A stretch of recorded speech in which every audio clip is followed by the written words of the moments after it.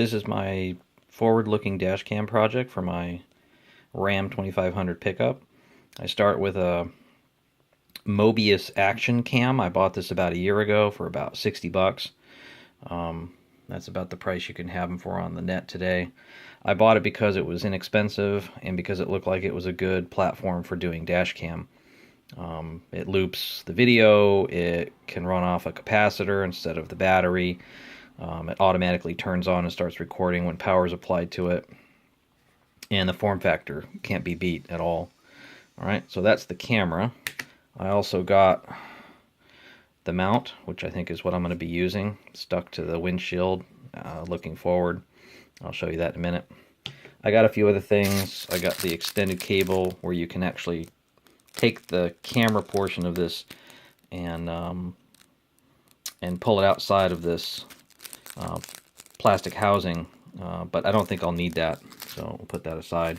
The other thing I bought was this 12 volt to 5 volt DC to DC converter cable that has the correct mini USB on one end and then just bare wires on the other. You'll need this for an automotive application. Okay, so that's the platform we're going to use. So here's the insides.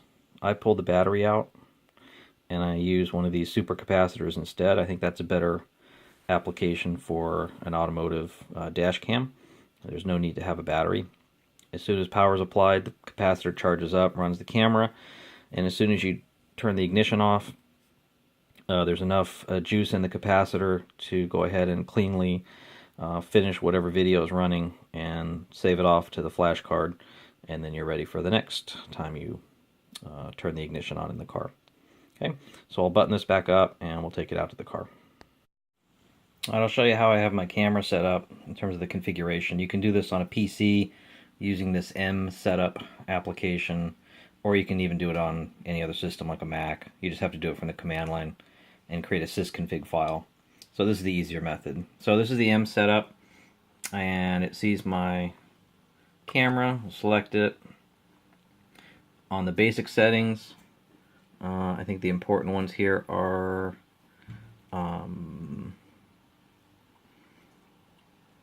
power on default. You want it to go into video mode 1, power on delay fast, and let's see, power on auto record. I have it on, whether you use the button on the actual camera or whether it's, you know, power application through the cable. And in miscellaneous settings, I've got get focused here, sorry about that. Motion detect off, you don't need any of that stuff. I've got 16:9 NTSC mode, and I do rotate the camera upside down. You'll see that because the way it's mounted on the windshield, you'll need to have it upside down. And then for video mode 1, which will be the default when it powers on, MOV auto record on, so as soon as power is applied to the unit, it just starts recording. Again, the video rotated 180 degrees. Loop recording on, it'll just continuously record. That's what you want for a dash cam. And then over here, I've got 5-minute clips, so each file will be 5 minutes long, and then it'll go to and rotate the next file. Highest resolution possible, frame rate 30 frames per second on that resolution. And that's pretty much all you need. Everything else you can ignore. Flash that down to the camera, and then you're ready to go ahead and install the camera in your car. Alright, next step is to pull out this overhead lighting compartment. There are other videos online that show you how to do it. They definitely are correct. Okay, next step, pull all the wires out. Here, here, there, back here, so you can get this unit completely off. Then we'll get the ohm meter out, we'll test some of the wires, we'll see where power is coming in. What we want is we want to hook into switched power. Alright, so we got to find where we can tap in. While we have this overhead light assembly out, there's really no better time than right now to replace your incandescent bulbs with some LEDs. These are from superbrightleds.com. These are the CAN bus version of these. So I'll throw these in while I'm here. Now, could I just do a simple wire splice, solder it in, and be done? Yes, but let's do a little better than that. I picked up these little Molex 0.062 inch connectors. I've used these before. They work pretty good. All right, I've cut into the pink and the black wires up here.